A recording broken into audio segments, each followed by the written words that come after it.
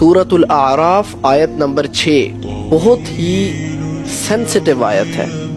کسی بھی مسلمان کو اس آیت کو اگنور نہیں کرنا چاہیے. اللہ تعالیٰ فرما رہا ہے فَلَنَسْأَلَنَّ الَّذِينَ أُرْسِلَ إِلَيْهِمْ وَلَنَسْأَلَنَّ الْمُرْسَلِينَ. پھر ہم ان لوگوں سے ضرور پوچھیں گے جن کی طرف ہم نے پیغمبر بھیجے.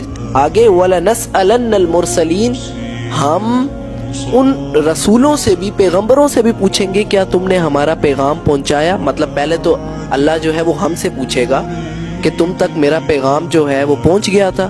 پھر پیغمبروں سے بھی پوچھے گا اللہ کہ ہمارا جو پیغام ہے، جو اللہ نے پیغام پیغمبروں کو دیا تھا کہ امتوں تک پہنچا دو، وہ پہنچایا کہ نہیں.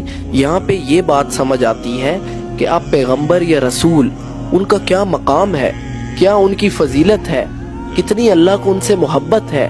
لیکن اللہ نے ادھر کہا کہ ہم ان سے بھی پوچھیں گے، ان کا بھی محاسبہ کریں گے، ان سے بھی حساب لیا جائے گا، پوچھا جائے گا. تو آج کل ہم لوگ جو کہ ہر دوسرا بندہ یہ کہہ رہا ہوتا ہے کہ اللہ معاف کر دے گا، چھوٹ ہو جائے گی، جنت تو ہمارے لیے ہے، ہم تو جنت کے ٹھیکیدار ہیں، ہم تو امت محمدی میں سے ہیں، ہم تو محمد کے امتی ہیں. محمد کے امتی تب تم بنتے ہو جب تم وہ کام تم کرو جس کا حکم اللہ نے دیا اور محمد کی جو سنت ہے.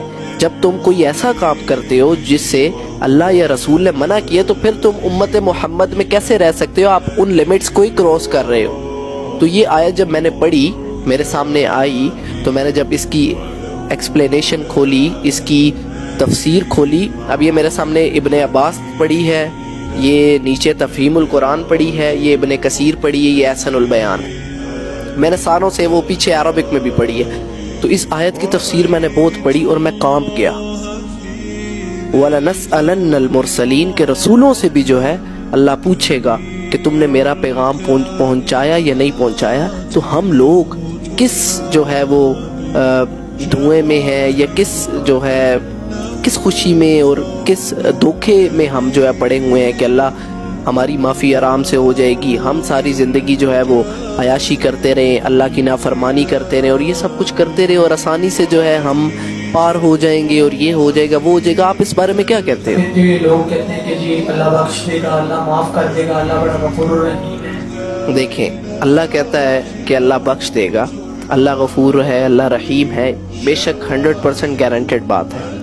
لیکن اللہ کیا فرما رہا ہے؟ قُلْ يَا عِبَادِيَ الَّذِينَ أَسْرَفُوا عَلَىٰ أَنفُسِهِمْ لَا تَقْنَطُوا مِن رَحْمَةِ اللَّهِ. اللہ تو کہہ رہا ہے کہ اے لوگوں جنہوں نے اپنی جانوں پر اتنی زیادتی کی، مطلب اتنے گناہ کیے، ان کو بھی اللہ کہہ رہا ہے یا عبادی، اے میرے بندو، لا تقنطوا من رحمت اللہ، میری رحمت سے نا امید نہ ہونا.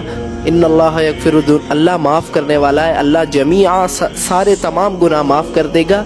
لیکن اللہ معاف کن کو کرے گا؟ اللہ معافی ان کے لیے ہوتی ہے جو کہ جان بوجھ کے گناہ نہ کریں. مطلب کہ جو گناہ، کچھ ایسے لوگ ہوتے ہیں جو اللہ کے باغی ہوتے ہیں، جن کو کوئی چیز کی فرق نہیں پڑتا، یا جنہوں نے اپنے دماغ میں یہ کنسیپٹ ڈالا ہوا ہے کہ ہم گناہ کرتے رہیں اور اینڈ پہ معافی مانگ لیں گے اور اللہ معاف کر دے. نہیں، ایسے لوگوں کے لیے معافی نہیں ہے. معافی ان کے لیے جو انوسینٹ لوگ ہیں، جو کہ اگر جن سے گناہ ہو جاتا ہے فوری اللہ کی طرف لوٹتے ہیں، استغفار کرتے ہیں، توبہ، سچے دل سے توبہ کرتے ہیں. معافی ان کے لیے جو باغی لوگ ہیں، جو جان بوجھ کے گناہ کرتے ہیں، جن کو پتہ ہے کہ یہ غلط چیز ہے اور پھر جان بوجھ کے کرتے رہتے ہیں اور اپنے دماغوں میں آپ کو بتاؤں، میرا سکا کزن، اس کے منہ سے میں نے یہ جو الفاظ سنے ہیں کہ اللہ تو معاف کرنے والا ہے، اللہ تو رحیم ہے، ہم ابھی جو کرنا ہے وہ گناہ ہے، جوانی ہے، جو کرنا ہے وہ کر لیں، اللہ معاف کر دے گا. تو یہ کنسیپٹ کلیئر کرنے کی بہت ضرورت ہے کہ اللہ معاف ان کو کرتا ہے جو اوبیڈینٹ ہے. جو باغی ہیں ان کو اللہ معاف نہیں کرتا. جو گناہ کرنے سے پہلے یہ سوچتے ہیں ہم گناہ کر لیں تو اللہ معاف کر دے گا، معافی مانگ لے بعد. ایسے لوگوں کے لیے معافی نہیں ہے. یہاں پر تو لوگوں کا ایک اور کنسیپٹ ہے کہ جمعے کا جمعہ پڑھ لیا ٹھیک ہو گیا، اللہ معاف کر دے گا جی، ایک جمعے سے دوسرے جمعے کے سارے گناہ معاف ہو جائیں گے اگر ہم نے جمعہ پڑھ لیا. اور اس کے علاوہ یہاں پہ ایک اور چیز لوگوں کو کلیئر کریں کہ جہاں پہ بھی بات ہوتی ہے کہ اللہ معاف کر دے گا، آپ کے گناہ معاف ہو جائیں گے، وہ صغیرہ گناہوں کی معافی اللہ جو ہے وہ گناہ صغیرہ بھی معاف کرے گا، کبیرہ. جو ابھی میں نے آیت تلاوت کی इन अल्लाह यगफिरुद्दुनूब जमीआ। अब ये जो जुमे वाली आपने बात की है कि जुमा लोग पढ़ते हैं, दरमियान में कोई नमाज नहीं पढ़नी और फिर जुमा, अब ये है कि जुम्मे के दरमियान, दो जुम्मों के दरमियान जितने गुनाह वो माफ़ कर दिए जाते हैं, लेकिन छोटे गुनाह, सगीरा गुनाह, अगर आप ये कहते हो नमाज छोड़ना कबीरा गुनाह है, बहुत बड़ा गुनाह है, मैं कहता हूँ, मैं ये समझता हूँ, मैंने जितना थोड़ा सा पढ़ा है कि ये तो आपने तकब्बुर किया है कि अल्लाह के आगे हाजिर होने से आपने शैतान वाला काम किया है, आपने नमाज छोड़ दी है। तो ये कॉन्सेप्ट बिल्कुल गलत है कि आप जानबूझ के नमाज का इनकार करो, अल्लाह के आगे हाजिर होने का इनकार करो और अल्लाह आपको जो है वो, फिर आप सच्चे दिल से तौबा ना करो और अल्लाह आपको माफ़ कर देगा, या जुम्मे के जुम्मे आपके पिछले माफ़ हो जाएंगे। वो छोटे गुनाहों के लिए, वो ये नहीं है कि आप जानबूझ के आप बागियों वाली हरकतें करो, आप बागी हो अल्लाह के, आप ओबीडियंट ना हो, आप जानबूझ के ये हरकतें करो और अल्लाह आपको माफ़ कर देगा, ऐसे नहीं है। अल्लाह माफ़ करेगा ओबीडियंट लोगों को।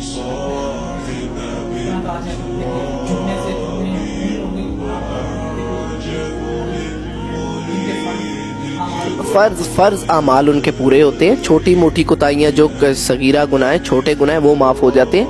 जो जानबूझ के गुनाह, इतना बड़ा गुनाह जो दरमियान में नमाज ही नहीं पढ़ते, कबीरा गुनाह है नमाज छोड़ना, सबसे बड़ा गुनाह है, वही छोड़ देते हैं, तो फिर उनके लिए नॉर्मल यहाँ पर तो यही कॉन्सेप्ट होता है ना कि आप देखते हैं कि जुम्मे के जुम्मे लोग जुम्मा पढ़ते हैं मस्जिद पर, उसके अलावा नमाज के अलावा भी लोग जुम्मा पढ़ते हैं, उसके अलावा कोई उनका नेकी नहीं है, कोई उनके फर्ज नहीं पूरे, कोई उनके अमाल सही नहीं है। तो इसका यही रिस्पॉन्स होता है कि उन्हीं लोगों के, बेसिकली उन्हीं लोगों के लिए ये है कि उनके गुनाह माफ होंगे जिन लोगों ने बाकी फर्ज अमाल पूरे नहीं थे, कोई गलती को ऐसे ही है। तो अब ये जो मैंने आयत की, जो आपको जिस आयत को तिलावत करके वलनसअलन्नल मुरसलीन, यही बात मैं करना चाह रहा हूँ कि अल्लाह कह रहे हैं हम तो रसूलों को भी पूछ कर रहेंगे कि तुमने पैगाम हमारा पहुँचाया या नहीं। तो आप या मैं किस खेत की मूली हैं, हम किस धुएं में हैं, हम किस मिसकॉन्सेप्शन में हैं कि इतनी आसानी से जो है वो आप आराम से जो है वो किस मतलब एरोगेंस में, कौन सा तकब्बुर है। पहला गुनाह तकब्बुर था, शैतान आदम को बनाया, सबसे पहला गुनाह जो था वो तकब्बुर था, एरोगेंस। और आप चलते फिरते जो कर रहे हो एरोगेंस दिखा रहे हो, अल्लाह के आगे इनकार कर रहे हो, तकब्बुर कर रहे हो, अल्लाह के आगे हाजिर होने से आप तकब्बुर कर रहे हो। और इसीलिए आपको नहीं पता कि अल्लाह बहुत स्वीट है, लेकिन अल्लाह स्वीट किन के लिए है, अल्लाह रहमान और रहीम किन के लिए, जिनके लिए जो अल्लाह के ओबीडियंट है। अल्लाह तो कह रहा है मैं रसूलों को भी पूछूंगा कि उन्होंने पैगाम पहुंचा। एक और आयत है, या अय्युहर रसूल बल्लिग मा उनज़िला इलैका मिर रब्बिक व इन लम तफ़अल फमा बल्लग़्ता रिसालता, कि ए नबी सल्लल्लाहु अलैहि वसल्लम, ये अल्लाह ताला नबी सल्लल्लाहु अलैहि वसल्लम को कह रहे हैं कि ए नबी सल्लल्लाहु अलैहि वसल्लम, एक एक चीज़ जो आपको हमने आप पर नाजिल की है वो लोगों तक पहुंचा दें, कोई चीज़ छुपाए ना। व इन लम तफ़अल फमा बल्लग़्ता रिसालता, अगर आपने ऐसा नहीं किया तो रिसालत का हक जो है वो अदा नहीं होगा। तो हम लोग पता नहीं किन हवाओं में और किन सोचों में और उसमें पड़े हुए हैं। आप इस चीज़ का अंदाजा यहीं से लगा सकते हैं कि जिन साथियों को बशारत हो गई थी जन्नत की, वो फिर भी अगर खुद उनसे कोई गलती कोताही हो जाती थी, वो रोते थे, गिड़गिड़ाते थे, तौबा करते थे। ऐसे ही है आजकल आप देखें, अगर किसी ने 5 वक्त की नमाज पढ़ ली ना, वो समझता है मैं अबू बकर बन गया हूँ, मैं उमर बन गया हूँ, मैं उस्मान बन गया हूँ, मैं अली बन गया हूँ। ऐसा नहीं है।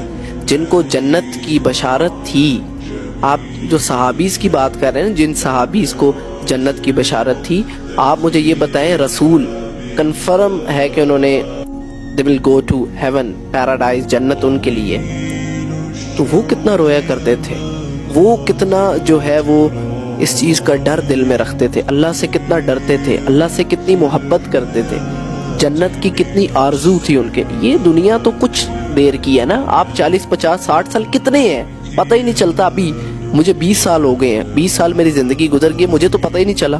20 साल गुजर गए, 20 साल अगले गुजर जाएंगे।